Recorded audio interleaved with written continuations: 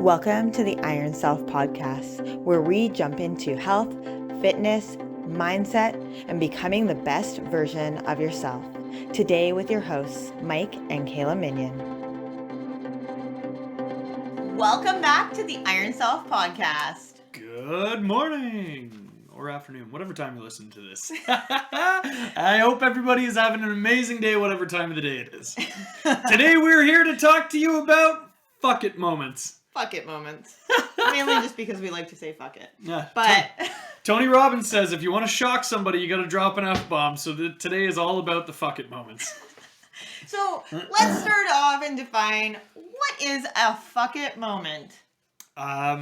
Everybody. So I want to say this very clearly at the start.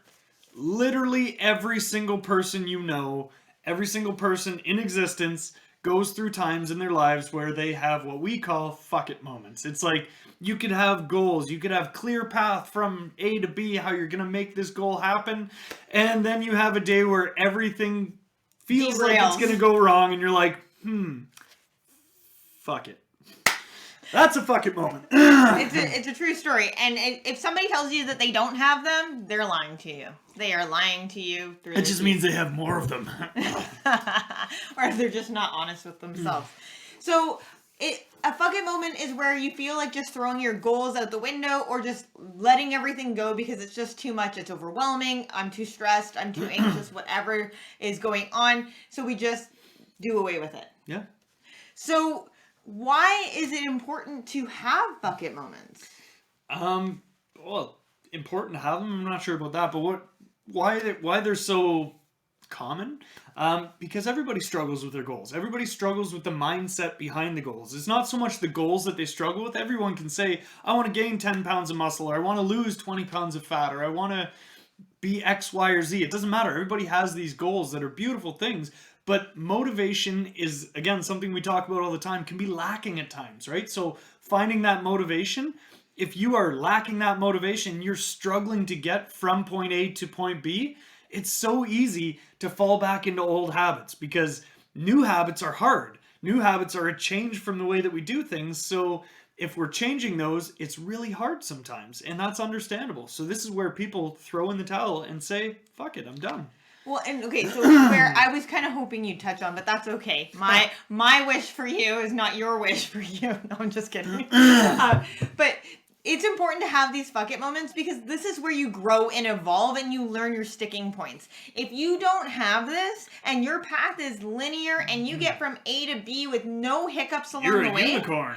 Yeah, you're a unicorn. But you don't learn anything in the process then, if that's the case. We learn when we stumble, when we fall. That's where our biggest growth is. We don't learn when we're winning. We learn in those stumbling moments, and that's how we can grow, evolve, and we can get in front of ourselves. We start to tackle what are those triggers, what are those stumbling blocks that come in my way on a regular basis, and how can I now get in front of them?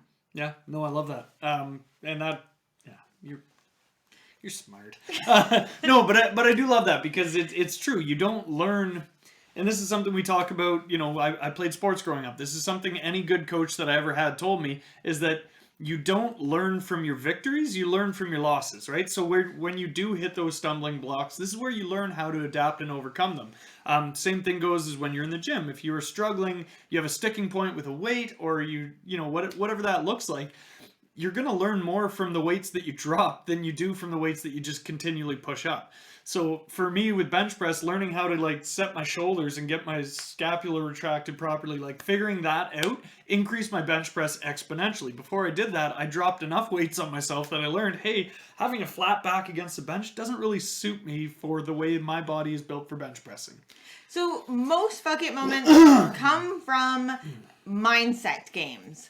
Because we are our own worst enemy inside of our head. We create stories inside of our head that we tell ourselves. We create ideas that we perceive maybe exist in the environment that maybe they don't actually exist for us. So we create this narrative and we become our own detriment sometimes. And that is really where the biggest stumbling blocks happen. So I always say competition is not for the faint of heart because because at the end of the day, your body will get you through it. It's your mind you have to convince. And that is honestly something that I've been struggling with on this prep is like, hey mind, can you just kind of like come along with me? Because like my body is doing what I need it to do, but my mind is not doing that. And one day I'm in the game and one day I'm out of the game.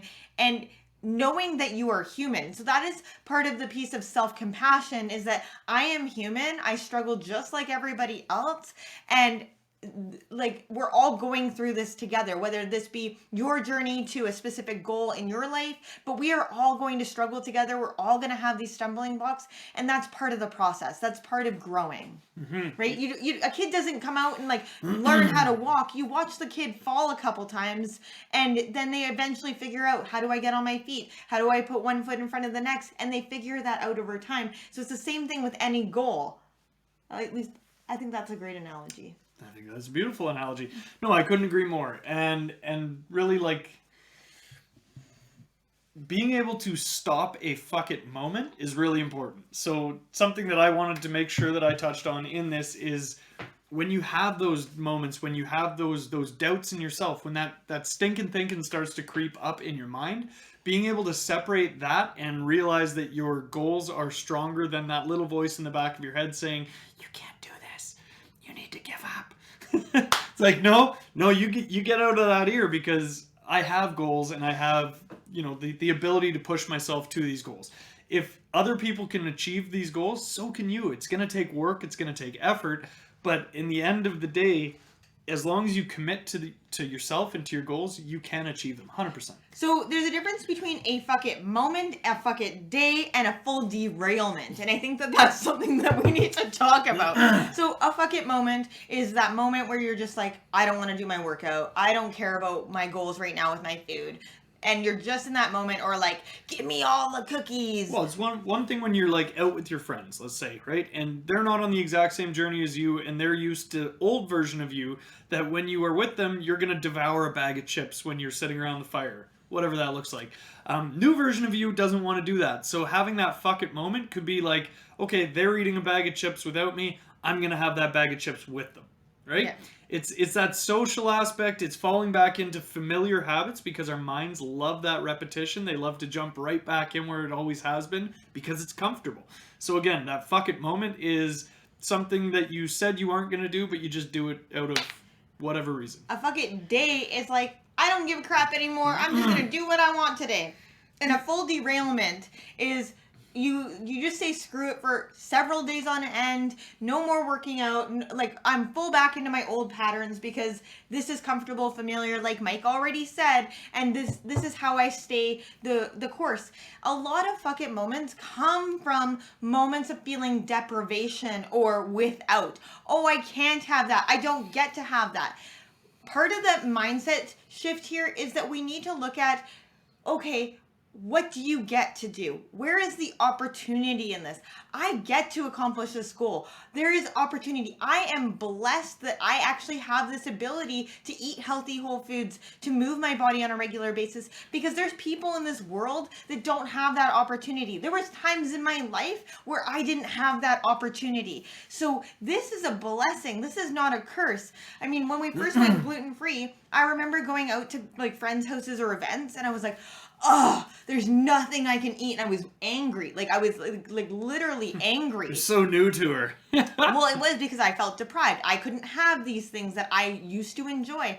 And I was very, very upset. And I was like, oh, well, why don't these people accommodate me now with this? And it was that sense of like the world revolves around me. And a little bit of entitlement there. It was a little bit. But the thing was, is that I needed to shift my thinking. It wasn't that the world didn't revolve around me or that people weren't considering me. It's like people were continuing their lives and my life had to shift to adapt to that. So if that was the case, then I needed to change my thought processes and go, you know what? It's not that I don't get to have that food. It's that that food is poisonous to me and that it doesn't make my body feel good. I feel really ill. I can't move for several days. I can't poop for several days. Like if this is the case, do I really want that for my body? No. And okay, well, it also doesn't mean that it might not be forever. So let's play the chocolate chip cookie game. right? Oh, well, I'm on this healthy meal plan idea and chocolate chip cookies don't fit in my game. I'll just have one. And then one leads to two. And then two leads to three. And all of a sudden you're like, okay, well, how many am I going to continue eating? Because the first one didn't taste any different than the last one. And I promise you, in 10 years, those chocolate chip cookies, not the ones that you just made, but another version of chocolate chip cookie, is not going to taste any different. It's going to still give you the dopamine, the serotonin hit. It's still going to give you that sugar fix. It's still going to make you feel good, and it's going to taste good in your palate. Like that, the taste of that chocolate chip cookie never changes. So to say, oh, doesn't fit my goals right now, and now I'm feeling deprived that I can't have one. You could have one. You could adopt the rest of your day to allow that to take place. What are you willing to give up or change?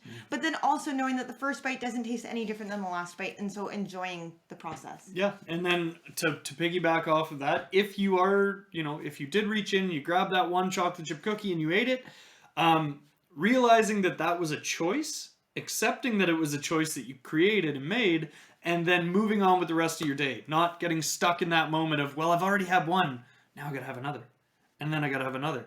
And then I'm just gonna have that beef brisket. And then I'm gonna have the cake. And then I'm gonna have the hot dogs. And then I'm gonna have the marshmallows. And then I'm gonna have more cookies. Instead of letting your complete day derail and just be a fucking train wreck, this is where we get to jump back on board and be like, okay, I had a cookie, I made that choice because I had that choice and I made it, and now I'm going to get back to the plan that I actually have set for myself instead of just lighting it all on fire for the day. And what are you willing to give up now? Okay, I had that chocolate chip cookie, I had whatever else that helped derail this train for my fuck it moment. You know what? Maybe I'm just going to forgo the mashed potatoes at dinner. Yeah. Maybe I'm going to opt for more green beans at dinner. Whatever. Maybe I won't have that second glass of wine tonight. Maybe tomorrow I will just forgo like certain other food choices that I would otherwise have. Like being able to find that ebb and flow. Life isn't about counting calories and counting macros and making sure that you're on track with your portion sizes every single day. It's how can I adapt that ebb and flow, choosing healthy whole foods for the majority of my time, nourishing my body with foods that make my body feel good. Just because it's considered a healthy whole food does not necessarily mean it makes your body feel good. You're not eating 8 avocados and being like, it's healthy fat. Well, and everything in moderation, right? Like, too much of anything is not good for you. You eat too many sesame seeds, that might not be good for you. Too many chocolate chip cookies might not be good for you. You like finding that ebb and flow. Just because it's healthy does not mean that eating it in excess is good for you. Yeah, 100%. Okay, so the other piece of this is that it's easy to fall back into familiar habits and patterns. Like, we are creatures of habit. Have you ever been to like a conference or a school class and everybody the first day sits down in one area, one spot? They go out for lunch, everybody comes back to their spot. The following day, everybody goes back to the same spot. If you have one person that changes their spot, the energy in the room is like so different. Everybody's like, oh, where do I sit? Oh, we're not in the right spot.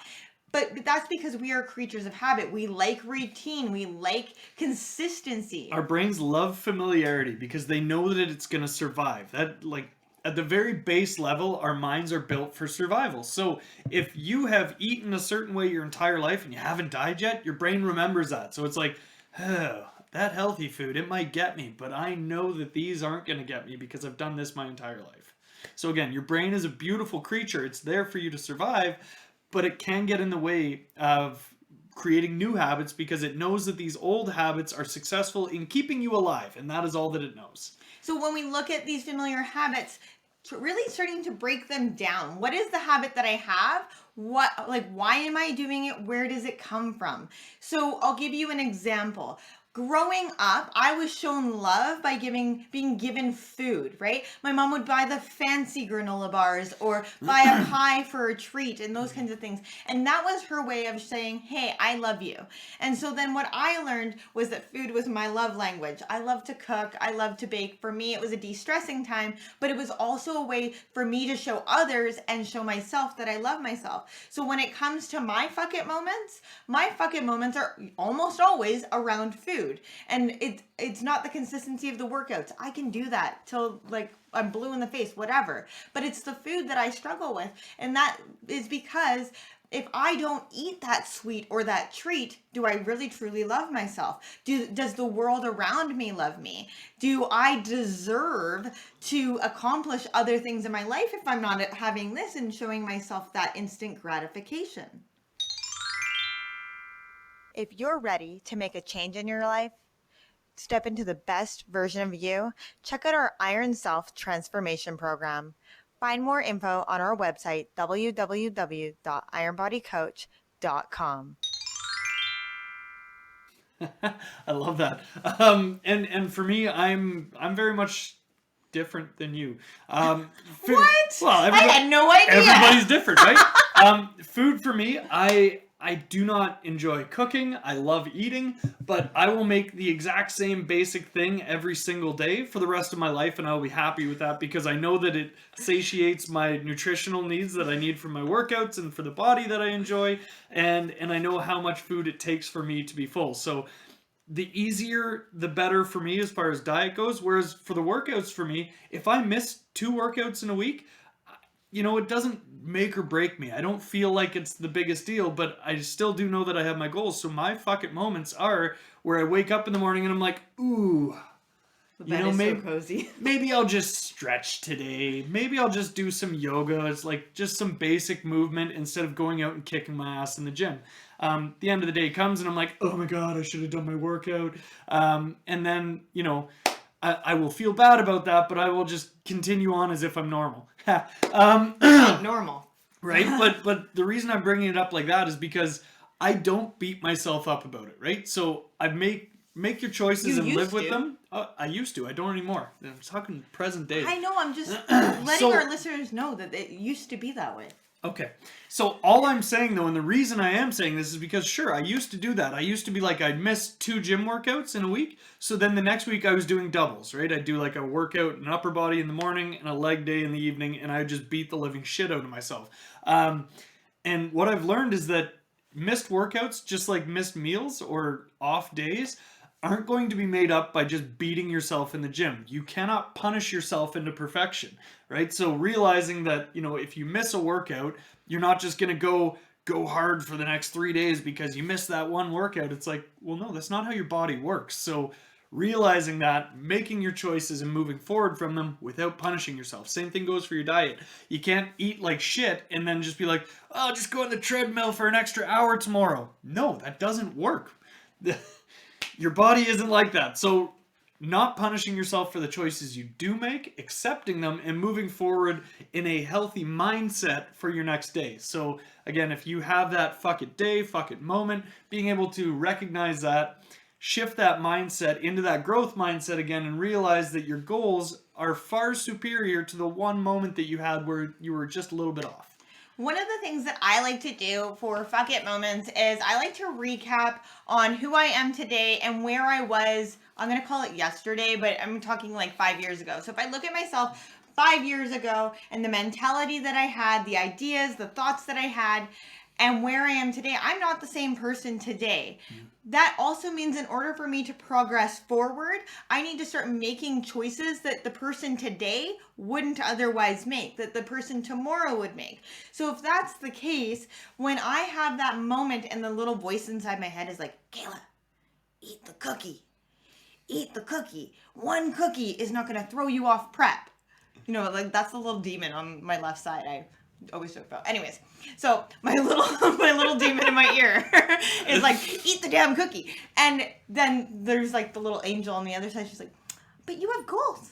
And the demon's like, but the cookie. And then it's like all about which wolf are you feeding? And I mean, yeah, sometimes the little demon wins. But sometimes you also need to take a realistic look and go, am I holding myself accountable to what I want? Is the person that I want to be 5 years from now the one that's eating the cookie or the one that's pushing through and accomplishing other things? And taking a good hard look at that and making choices that are uncomfortable, that feel different. Sitting with that discomfort a little bit, because that really helps to build that trusting relationship. It starts to build that honesty with ourselves. Like, am I being honest with myself? If I don't track that cookie on my tracking software, my coach doesn't know about that cookie, The only person... Cookie never happened. The cookie never happened, but the only person that I'm deceiving is myself and my own goals. I'm not deceiving my coach because at the end of the day, they can only hold me accountable to what I'm showing them and what I'm telling them. So being very, very honest with yourself and with your coach,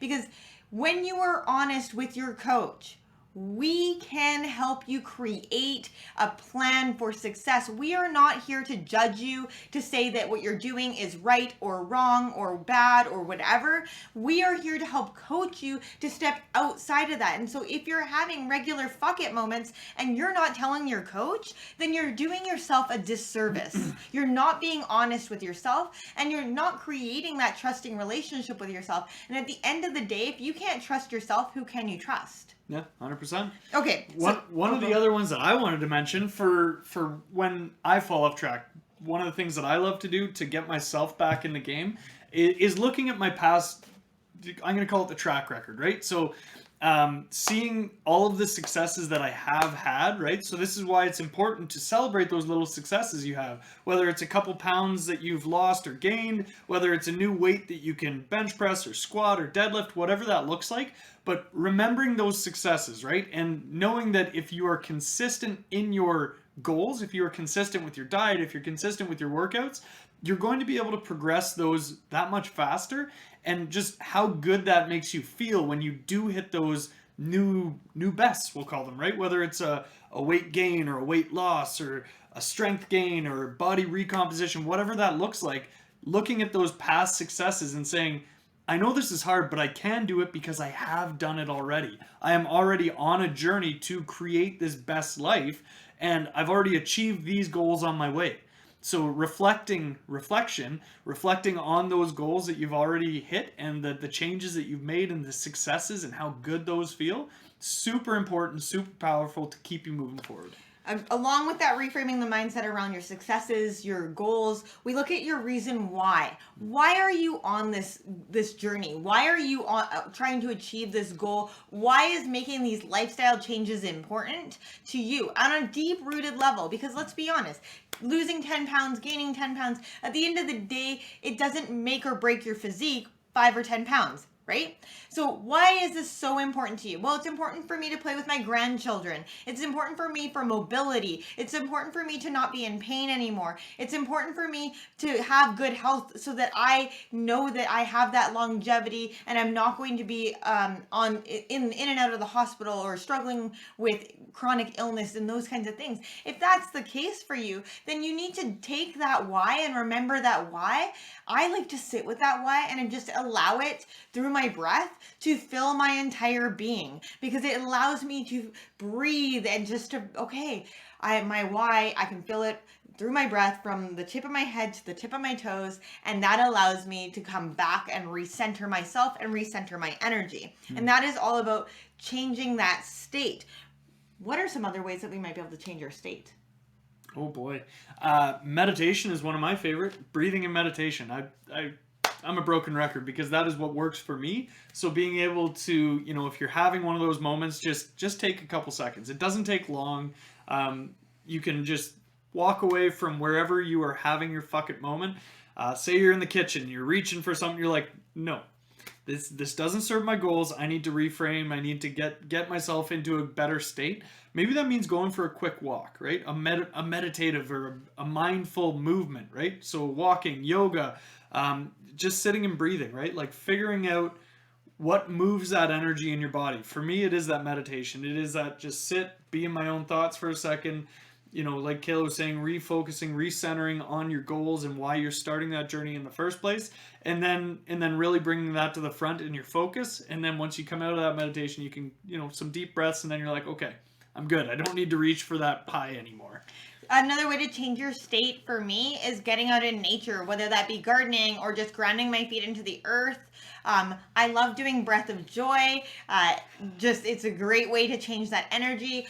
Also music. Like put on a song that pumps you up or keeps you motivated, whatever that is, that can quickly change your state so that you are, okay, I can do this. I got this. Whatever that is, I always have this idea. I haven't done it yet, but is like make a voice recording of myself on my phone when, you know, like we have those days where we're like super pumped and motivated and we're on track. Like, I always think if I just recorded myself that day, like, Kayla, you got this. Keep going. I know you're struggling right now, but I promise you the good days are coming. And then I could just play that back. That might just change my state. I haven't done that yet, but it's an idea I've been like toying with. She does it, and then she's just like, I hate this person. No one will listen to you. That is a possibility. 100%.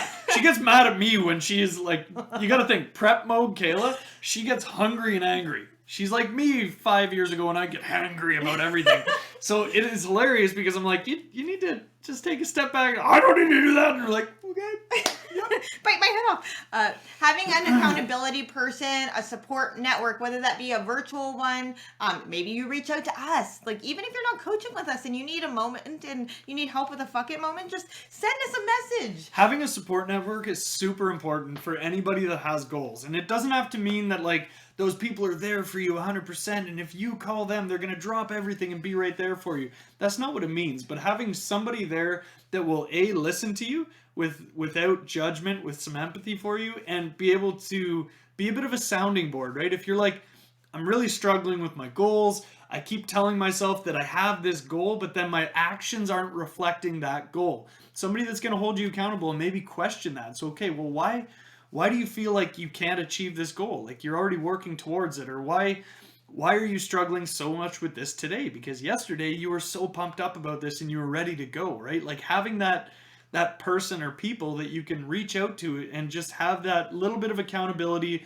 where maybe they question why you're doing it to begin with is a great thing, because then you can kind of reframe, because it makes you think about why. Why did you do this? Why do you want this change? Oh, well, you told me you wanted this change because you were always in pain, or because you said it was hard to get up and down off the ground, or because you said that you wanted to be around for your kids because your parents might not have been around for you. Whatever that looks like, but somebody that knows your why and then can hold you accountable to it. So important. I love that. And I like the way that you were framing it, because if you are not a people person, maybe like, yeah, you have a support network, but maybe you're not at a point where you feel comfortable reaching out to them yet. Because let's be honest, sometimes we don't want to share our pain with others because we feel that we're afraid that people are going to judge us. We're fear of being a burden to others, or whatever that might be. This might be a really great journaling exercise. Is, hey, I had a fuck it moment, and write it down. What took place? Why did it take place? Because let's be honest, most fuck it moments are triggers, whether that be an emotional trigger, a physical trigger.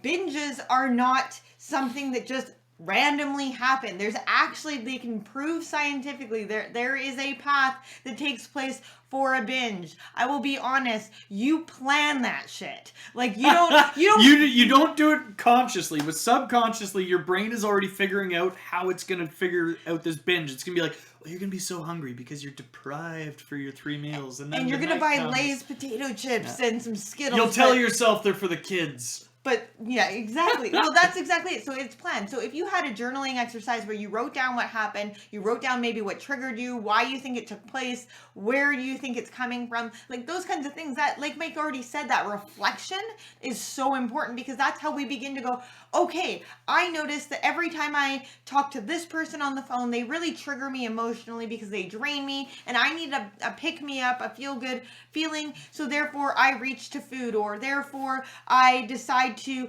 take some me time and scroll on social media and beat the crap out of myself because I don't look like those other supermodels. Like whatever it is that you're doing that you think is like a good process for you, but maybe it's creating more of these fuck it moments, reflecting on that. And where would I like to change with this? What would I like to do differently? Maybe you don't want to not eat the chocolate chip cookie, but you're willing to, I'm going to not have potatoes at dinner and opt for that chocolate chip cookie now. Like I just keep using the chocolate chip cookie analogy. I think she wants chocolate chip cookies. What do you guys think?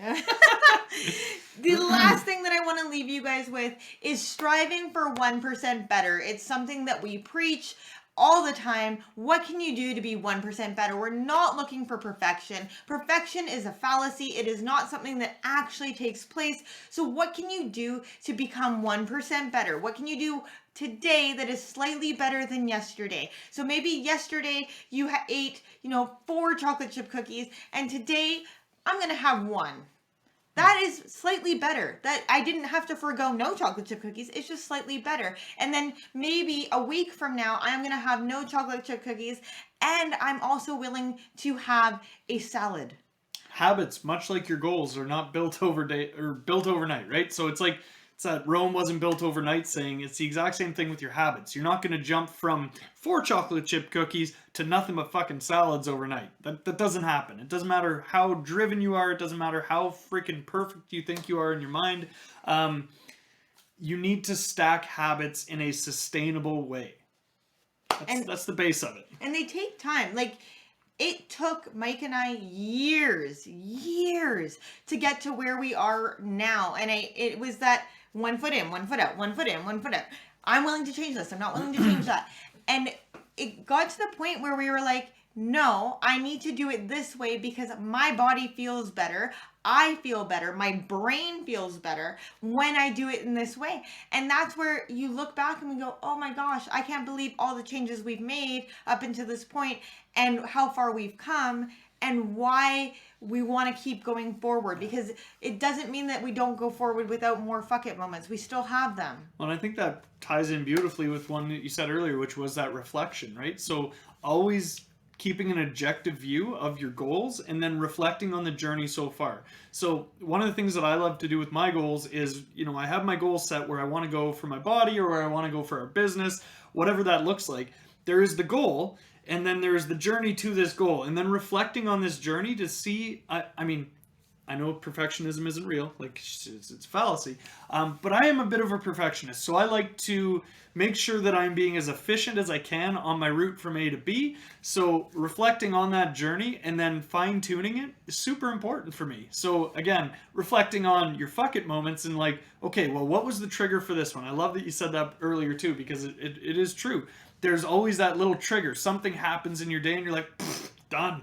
Right? And that could be something as simple as maybe you missed your morning coffee. Or maybe your alarm clock didn't go off. Your alarm clock didn't, or you hit snooze on your alarm clock twice. So now you're not going to the gym.